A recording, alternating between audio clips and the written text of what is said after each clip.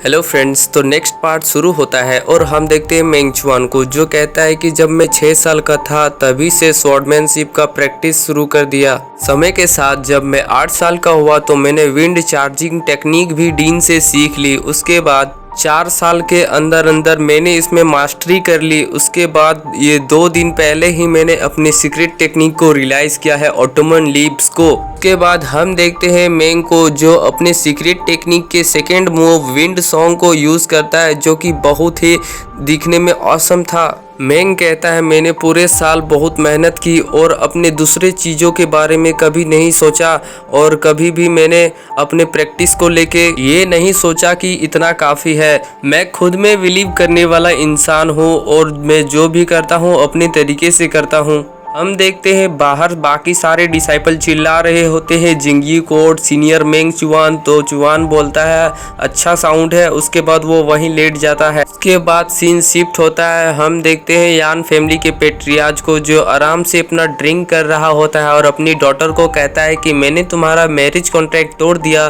तो उसकी डॉटर कहती है रियली। उसके बाद हम देखते हैं वो कहता है मैंने सिर्फ तुम्हारे कॉन्ट्रैक्ट को तोड़ा ही नहीं, मैंने तुम्हारे लिए तो दूसरा रिश्ता भी तय कर दिया है। और ये बहुत ही हैंडसम यंग मैन है, इसके सामने तो चैन का कोई भी कंपैरिजन ही नहीं है। क्या तुम इससे हैप्पी हो? तो क्विंटिन कहती है क्या वो मुझे ईस्ट माउंटेन में स्नो देखने के लिए लेके जाएगा? तो पेट्रियाज कहता है डेफिनेटली, इवन वो तो तुम्हारे साथ सनराइज भी देखेगा।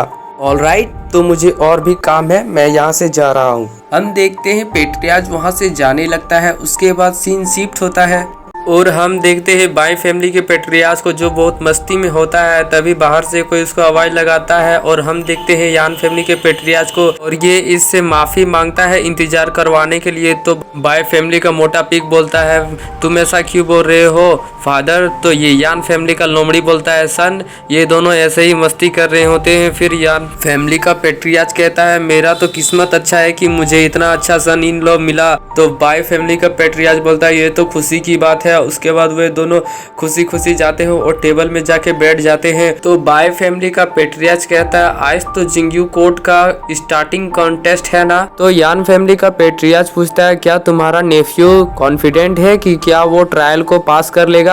तो बाय फैमिली का पेट्रियाज कहता है डोंट वरी, उसने तो अभी अभी बॉडीलेस रियल में ब्रेक थ्रू किया है, तुम चिंता मत करो। उसके बाद हम देखते हैं एक सर्वेंट दौड़ता हुआ आता है और बोलता है सीक्रेट टेक्निक सीक्रेट टेक्निक। तो ये बोलता है क्या हुआ? तो सर्वेंट बताता है कि मेंग चुआन ने सीक्रेट टेक्निक रियलाइज कर लिया। तो हम देखते हैं बाय फैमिली के पेट्रियाज के मुंह से उसका ड्रिंक इसके ऊपर यान फैमिली के पेट्रियाज के ऊपर गिर जाता है। उसके बाद हम देखते हैं तभी और एक सर्वेंट दौड़ के आता है, वो यान फैमिली का सर्वेंट होता है और वो कहता है कि मेंग चुआन ने वो क्यू को भी हरा दिया। उसके बाद ये दोनों तो ये सुन के हक्का बक्का हो जाते हैं। बाय फैमिली का पेट्रियाज तो उस सर्वेंट को ही पीटने लगता है। यान फैमिली का पेट्रियाज सदमे में चला जाता है। उसके बाद सीन शिफ्ट होके एक रेस्टोरेंट में आता है, जहाँ पे लोग मेंग चुआन के बारे में बातें कर रहे होते हैं। वे लोग कहते हैं कि मेंग फैमिली में एक जीनियस आ गया जिसने अपने सीक्रेट टेक्निक को रियलाइज कर लिया, और उसने तो बॉडीलेस रियल में भी ब्रेक थ्रू कर लिया, और वो तो सिर्फ 16 साल का है। ये लोग कह रहे थे कि डोंगनिंग मेंशन ने तो फिर और एक जीनियस पैदा कर लिया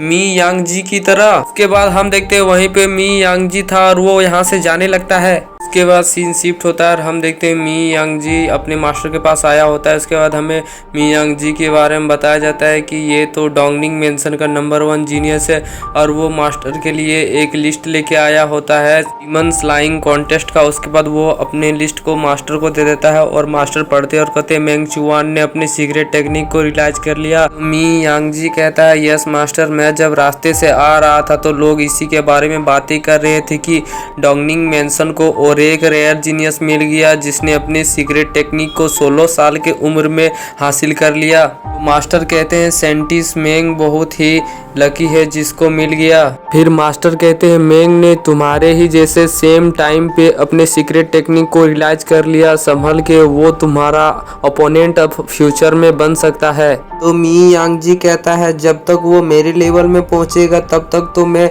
मियुंचू माउंटेन में पहुंच जाऊंगा। इसके बाद मास्टर कहते हैं ठीक है, और मास्टर उसको एक लिस्ट देते हैं और कहते हैं कि ये लो मैंने तुम्हारे लिए न्यू डीमन स्लाइंग कॉन्टेस्ट का फॉर्मेट बनाया है।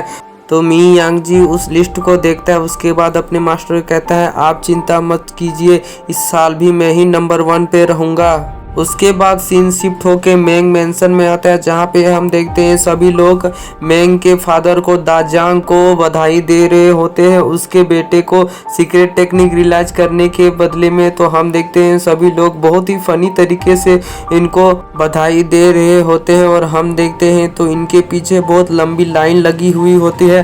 फिर हम देखते हैं वहाँ पे कोई आता है जिसको देख के सभी लोग साइड हो जाते हैं। उसके बाद हम देखते हैं ये तो मेंग फैमिली का पेट्रियार्च होता है और वो कहता है तुम लोगों को याद है कि सीनियर सिस्टर ने क्या कहा था कल कि इस चीज को इतना मत बढ़ाओ चढ़ाओ, ये बस एक छोटा सा सीक्रेट टेक्निक है, आगे तो बहुत सारी समस्याएं आनी बाकी है। उसके बाद पेट्रियार्च मेंग के फादर को कहते हैं कि दाजांग तुमको पूरे सिटी को दावत देनी होगी। ये सुन के तो दाजांग का हालत ही खराब हो जाता है, लेकिन फिर अपने बेटे के बारे में सोच के फिर खुश हो जाता है।